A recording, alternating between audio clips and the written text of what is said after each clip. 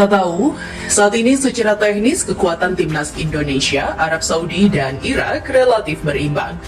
Di atas kertas, peluang Indonesia, Arab Saudi, dan Irak untuk lolos langsung ke Piala Dunia 2026 dari putaran keempat relatif sama. Dalam posisi kekuatan teknis yang relatif berimbang, faktor kualitas dan kapabilitas pelatih akan menjadi pembeda. Peran strategis pelatih akan sangat menentukan hasil yang mungkin dicapai timnas Indonesia, Arab Saudi, dan Irak di putaran keempat nanti. Kita tahu bahwa pelatih timnas Arab Saudi, Hervé Renard, dan juga pelatih Irak, Graham Arnold, memiliki kapasitas dan kapabilitas di atas Patrick Kluivert. Tapi, kita tetap harus optimis, karena yang bekerja di tim pelatih bukan hanya Patrick Kluivert saja. Yaps, peluang Indonesia untuk lolos memang tidak mudah. Menghadapi Arab Saudi di negerinya jelas bukan barang gampang. Dua pertandingan pada putaran kemarin memberikan bukti. Apalagi dengan pelatih yang berbeda. Tentu masih bisa berharap. Jika menang di pertandingan pertama, akan jauh lebih mudah.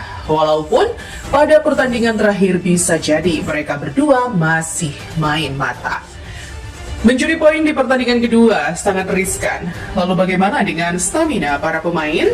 Jika ini seri, permainan ketiga antara Arab dan Irak bisa menyingkirkan Indonesia. Apalagi jika para pertandingan pertama melawan Arab Saudi draw, apalagi kalah. Melihat peluangnya sangat berat, belum lagi kebersamaan tim belum sesolid yang lampau bersama STY. Sisi non-teknis bermain melawan tim Timur Tengah di sana pula bukan persoalan yang sederhana. Namun yang perlu diperhatikan adalah jangan kalah sebelum bertanding. Hal ini yang perlu dipegang dan sudah lumayan membaik, tidak seperti dulu-dulu yang seringnya sudah kalah duluan. Namun terlepas dari itu semua, ternyata kecemasan bukan hanya dirasakan pihak kita timnas Indonesia. Irak dan Arab Saudi pun sama. Mereka cemas timnas Indonesia akan menciptakan kejutan di ronde keempat nanti. Ya, dari 3 negara yang akan bersaing, masing-masing negara justru menyimpan kecemasan satu sama lain dan kecemasan itu sangatlah unik. Yang menunjukkan bahwa ketiga negara tersebut berpotensi mampu saling menjegal satu sama lain. Dan saat Irak menyepelekan timnas Indonesia, justru Arab Saudi seakan memberikan peringatan kepada Irak tentang potensi kejutan yang akan diberikan timnas Indonesia. Indonesia mewaspadai Irak. Dari sudut pandang analis di Indonesia, Irak adalah ancaman yang paling serius. Alasannya pun cukup logis yang juga didukung data. Pertama, dari rekor pertemuan dalam 5 pertandingan terakhir di level kompetitif senior, Indonesia belum pernah sekalipun menang melawan Irak. Ini menjadi catatan yang jelas menuntut kewaspadaan. Kedua, kekuatan fisik Irak sangat menonjol. Stamina yang prima, serta kemampuan menjalankan pressing tinggi menjadikan mereka lawan yang tak mudah untuk diladeni. Ketiga, pengalaman turnamen besar. Irak bukan tim baru di panggung Asia. Mereka bahkan pernah menjuarai Piala Asia pada tahun 2007 dan Irak juga cukup sering melangkah sangat jauh di babak akhir kualifikasi Piala Asia. Namun, Irak kerap tumbang di fase akhir babak kualifikasi. Keempat, taktik fleksibel. Irak mampu bermain agresif menyerang, namun juga bisa bertahan sangat rapat jika situasi memaksa. Perubahan pola permainan yang cepat ini membuat mereka sulit dibaca lawan. Bagi sebagian pengamat sepak bola di Indonesia, Irak adalah tim yang secara teknis paling mengkhawatirkan. Walaupun Arab Saudi adalah raksasa Asia, namun catatan Indonesia melawan Arab Saudi terbilang masih relatif. Dan akhirnya, fokus kewaspadaan utama Indonesia justru tertuju kepada Irak. Irak mewaspadai Arab Saudi. Namun, dari perspektif yang berbeda, media dan analis Irak justru menempatkan Arab Saudi sebagai lawan yang paling berbahaya. Faktor pertama adalah rekor pertemuan. Dalam 3 laga resmi terakhir, Irak selalu kalah dari Arab Saudi, baik ketika bermain di kandang maupun tandang. Faktor kedua, stabilitas tim. Arab Saudi adalah salah satu tim Asia yang konsisten tampil di Piala Dunia. Bahkan di Piala Dunia tahun 2022 lalu, mereka sempat mengalahkan Argentina di babak penyisihan grup. Sebuah kejutan besar yang menunjukkan mental bertanding kelas dunia. Faktor ketiga, kedalaman skuad. Hampir seluruh pemain inti Arab Saudi berkompetisi di liga domestik. yang mana kompetisi liganya juga sangat kompetitif. Dengan fasilitas latihan modern, sistem pembinaan terstruktur, serta dukungan finansial yang besar. Dari sudut pandang Irak, Arab Saudi adalah tembok besar yang sulit ditembus. Karena itu, mereka menargetkan setidaknya tidak kalah saat bertemu Arab Saudi demi menjaga peluang lolos.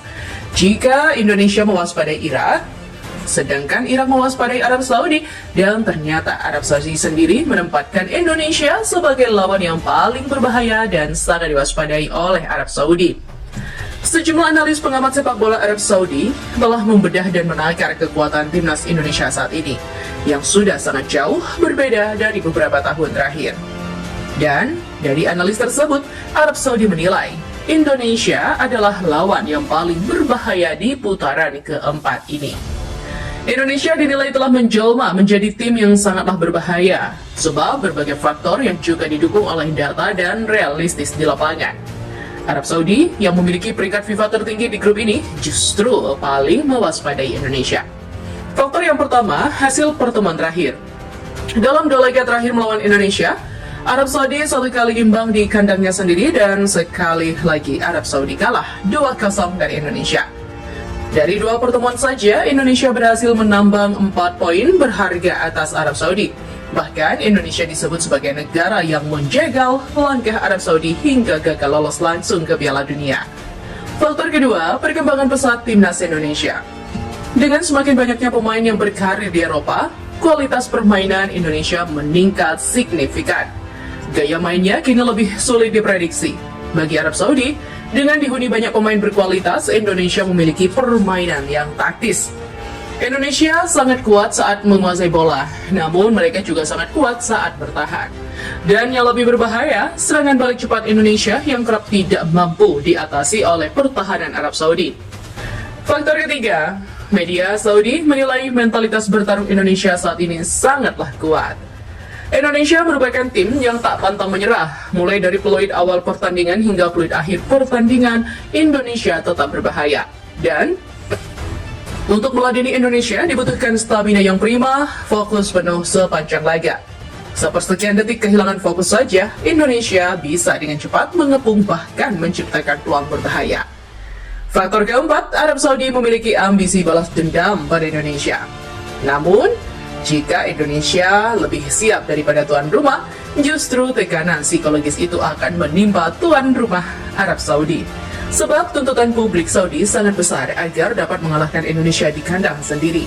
Bagi Arab Saudi, Indonesia adalah tim yang memiliki kekuatan misterius yang sulit dipetakan. Indonesia kini sudah dipenuhi pemain yang merumput di Eropa.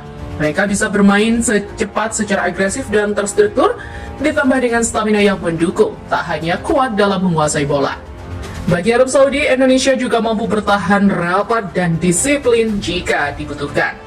Dan modal kelengkapan itulah yang membuat Arab Saudi sangat mewaspadai Indonesia daripada Irak. Sebab bagi Arab Saudi, permainan Irak jauh lebih mudah diantisipasi. Dengan bukti, Arab Saudi sudah berkali-kali mengalahkan Irak. Sedangkan bagi Irak, mereka selalu kesulitan meladeni permainan Arab Saudi.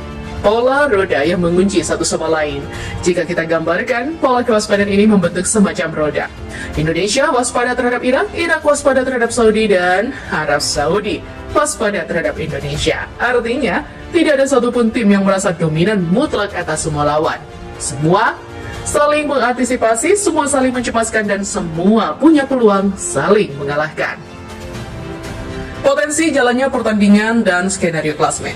Untuk timnas Indonesia, laga pertama akan melawan Arab Saudi akan menjadi pembuka yang sangat krusial. Jika Indonesia mampu mencuri kemenangan di laga pertama, maka di laga kedua akan lebih mudah dikendalikan. Moral tim akan naik tajam dan peluang juara grup terbuka lebar. Namun Arab Saudi dikenal memiliki permainan yang disiplin dan berbahaya saat melakukan serangan balik. Indonesia bisa mengambil inisiatif menyerang sejak menit awal, bermain dengan pressing tinggi, mengandalkan permainan cepat dan dari kaki ke kaki atau kecepatan sayap dan umpan-umpan terobosan yang akurat dari Tom Hai agar dapat menciptakan ketidakstabilan bagi lawan, merusak pertahanan Arab Saudi dan menciptakan gol secepat mungkin. Agar Indonesia terhindar dari drama permainan tim dari Timur Tengah. Setelah laga pertama melawan Arab Saudi dengan menguras banyak tenaga dan hanya punya waktu istirahat 2 hari penuh, di laga kedua melawan Irak akan menjadi ujian stamina dan konsentrasi bagi skuad Garuda. Skenario pertama, Irak kemungkinan bermain dengan pressing tinggi sejak menit awal untuk secepatnya mencari gol, memaksa Indonesia bertahan. Namun di sisi lain, Indonesia bisa menilai permainan tim sambil mencari peluang lewat serangan balik cepat. Skenario kedua, Irak bisa saja bermain aman dan memilih bertahan. Jika itu terjadi, laga akan lebih fleksibel, mengingat Indonesia telah mengamankan 3 poin di laga pertama melawan Arab Saudi. Dalam laga super krusial hidup dan mati seperti ini, jadwal yang berdekatan menuntut stamina pemain, kesabaran, dan manajemen tempo menjadi kunci untuk hasil di lapangan. Indonesia wajib mengatur strategi dan stamina yang matang, menentukan siapa yang akan diturunkan di laga pertama dan laga kedua. Sebab jeda waktu istirahat Indonesia hanya 2 hari, sedangkan intensitas pertandingan diprediksi akan tinggi. Jika di laga pertama Indonesia bermain menyerang dengan permainan pressing tinggi untuk secepatnya menciptakan gol dan mempertahankan kemenangan, itu akan mempermudah langkah Indonesia menjalani laga kedua menghadapi Irak. Skenario saling bunuh sangat mungkin terjadi. Misalnya, Indonesia mengalahkan Arab Saudi, lalu misal Indonesia kalah tipis dari Irak, dan di laga akhir Arab Saudi justru menaklukkan Irak. Artinya, semua tim memiliki 3 poin. Dalam situasi seperti ini, selisih gol bahkan faktor lainnya bisa menjadi penentu juara grup. Dan Indonesia harus memikirkan secara matang detail kecil seperti itu. Sebab 2 laga maha penting inilah yang menentukan mimpi Indonesia menuju panggung dunia. Hanya dari 2 laga yang sangat krusial untuk menentukan mimpi ratusan juta rakyat Indonesia. Laga pertama melawan Arab Saudi, lalu melawan Irak. Makna dari analisis yang merujuk pada semua tim berpotensi bisa saling mengalahkan. Pola roda seperti ini membuat setiap pertandingan sulit diprediksi.